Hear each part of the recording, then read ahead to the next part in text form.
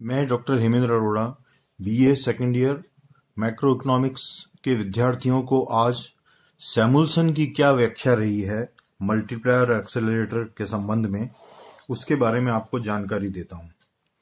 तो पहला है सैमुअल्सन्स मॉडल। पॉल सैमुअल्सन द्वारा प्रस्तुत व्यापार चक्रों की व्याख्या में सीमांत उपभोग प्रवृत्ति को अल्फा के रूप में तथा त्वरक को बीटा के रूप में दिखाया गया है। हमने सिंबल जो है काम में ले लिए कि मार्जिनल प्रोपेंसिटी टू कंज्यूम के लिए सिंबल हमने अल्फा काम ले लिया है और एक्सेलरेटर के लिए हमने सिंबल काम में ले लिया है बीटा। तो निवेश में परिवर्तन होने पर निम्नलिखित 5 प्रकार के उतार चढ़ाव होते हैं। पहला अजम्पशन हम मानते हैं कि जब अल्फा 0.5 है और बीटा जो है 0 है, ऐसी स्थिति मान लेने पर केवल गुणक के प्रभाव में उतार चढ़ाव होते हैं, क्योंकि त्वरक तो हमारा 0 ही है। दूसरी स्थिति है जिसमें अल्फा 0.5 और बीटा 1 है। ऐसा मानने पर डैम्प्ड साइकिल या परिबंधित चक्र हमको प्राप्त होते हैं जो गुणक स्तर के आसपास रहते हैं तथा आय के आकार में गिरावट आती है। तीसरा सिनारियो ऐसा है जिसमें हमने अल्फा को जो है 0.5 माना है और बीटा को 2 माना है। ऐसी स्थिति में हमें कंटिन्यूअस साइकिल या निरंतर चक्र प्राप्त होते हैं जिनके आयाम एम्पलीट्यूड जो है स्थिर रहते हैं। चौथी स्थिति है जिसमें अल्फा जो है 0 है और बीटा जो है 2 के बराबर मान लेने पर विस्फोटक चक्र या एक्सप्लोसिव साइकिल्स प्राप्त होते हैं जिसमें गुणक स्तर के आसपास अधिक से अधिक परिवर्तन होते हैं। तो ये जो है सैमुअल्सन की व्याख्या थी, जो बहुत ही सिंपल शब्दों में आपको समझाई गई है। अब हम देखते हैं हिक्स मॉडल क्या है। जे.आर. हिक्स द्वारा सैमुअल्सन की व्याख्या में संशोधन करके उतार चढ़ाव की उच्चतम और निम्नतम सीमाओं की व्याख्या की गई है, अर्थात सीलिंग और फ्लोर की व्याख्या की गई है। हिक्स के विचारानुसार अर्थव्यवस्था में स्वायत्त निवेश या ऑटोनोमस इन्वेस्टमेंट सर्वदा रहता है, जिससे अर्थव्यवस्था संतुलन पथ पर अग्रसर रहती है। चक्रीय परिवर्तन जो होते हैं वो प्रेरित निवेश में परिवर्तनों का परिणाम होते हैं। दोनों को अपने को समझना पड़ेगा, ऑटोनोमस इन्वेस्टमेंट और इंड्यूस्ड इन्वेस्टमेंट। हिक्स ने क्या कहा? हिक्स ने यह कहा कि अर्थव्यवस्था में ऑटोनोमस इन्वेस्टमेंट सर्वदा रहता है, जिससे अर्थव्यवस्था संतुलन पथ पर अग्रसर रहती है, और साइक्लिक फ्लक्चुएशंस जो होते हैं वो इंड्यूस्ड इन्वेस्टमेंट के परिवर्तनों का परिणाम होते हैं। संतुलित उत्पादन तथा स्वायत्त निवेश के बीच अनुपात को व्यक्त करने के लिए हिक्स ने सुपर मल्टीप्लायर की धारणा का प्रयोग किया। यह सुपर मल्टीप्लायर क्या है? अतिगुणक या सुपर मल्टीप्लायर की सहायता से हम यह जान सकते हैं कि स्वायत्त निवेश के एक निश्चित स्तर पर संतुलित आय अथवा उत्पादन का स्तर क्या होगा। देखिए, प्रारंभिक संतुलन के स्तर पर आय में होने वाली वृद्धि में 3 तत्व सम्मिलित होते हैं। पहला है स्वायत्त निवेश में वृद्धि, जो कि नए स्तर पर स्थिर मानी जाती है। दूसरा, उपभोग में प्रेरित वृद्धि, और तीसरा, प्रेरित निवेश या इंड्यूस्ड इन्वेस्टमेंट। इस प्रकार कुल आय Y में उपभोग व्यय, स्वायत्त निवेश तथा प्रेरित निवेश सम्मिलित होंगे।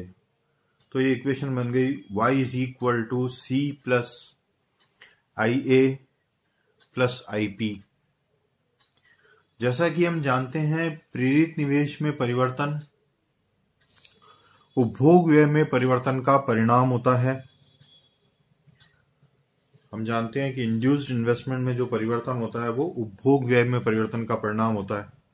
वर्तमान समय में उपभोग में परिवर्तन का संबंध पूर्व काल में आय के परिवर्तन से होता है।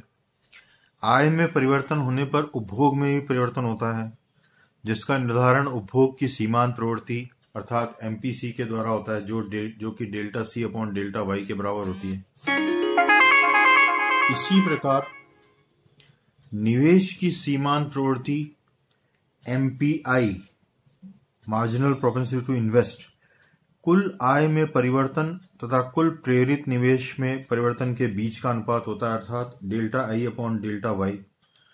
यदि MPC को हम A के रूप में तथा MPI को B के रूप में व्यक्त करें तो संतुलित आय की स्थिति इस प्रकार होगी, y is equal to C plus IA plus IP।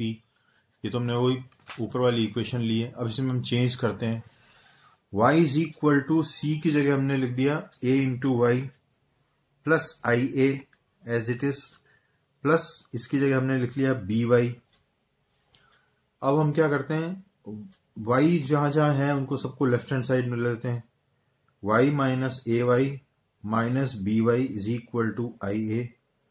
y इन तीनों में कॉमन है, y 1 minus A minus B is equal to IA। अब इसको फिर सॉल्व करते हैं तो ये पूरा ब्रैकेट जो है डिनोमिनेटर में चला जाएगा, y is equal to IA upon 1 minus A minus B, अर्थात कुल आय बराबर होगी स्वायत्त निवेश upon 1 minus MPC minus MPI। ये हिक्स का जो सुपर मल्टीप्लायर है वो इसी में हमको निकलता है, इसी से निकलता है हिक्स का अतिगुणक, जिसके लिए हमने सिंबल काम में लिया है K डैश। वो बराबर होगा 1 upon 1 minus A minus B के। यहां पर A तथा B दोनों ही आय के सकारात्मक अंश हैं और इन दोनों का सम्मिलित मूल्य जो है 1 से कम है। संतुलित आय जानने के लिए हमें स्वायत्त निवेश को अतिगुणक से गुणा करना होगा।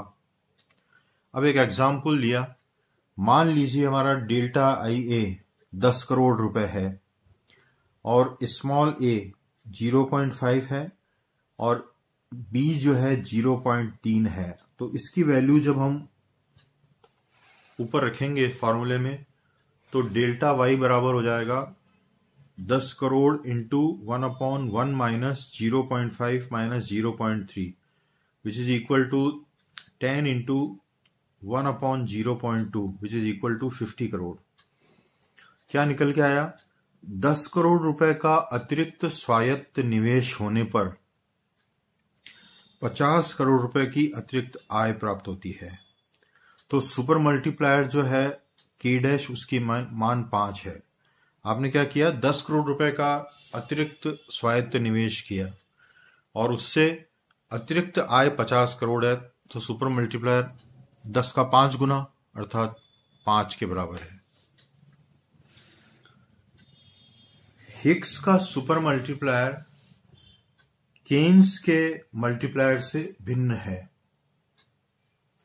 बिल्कुल फॉर्मूला अलग है इसका। उसमें सिर्फ जो है वो केन्स के मल्टीप्लायर में MPC लेते थे। हिक्स की व्याख्या में संतुलित आय जानने के लिए स्वायत्त निवेश के स्तर पर अतिगुणक लगाया जाता है।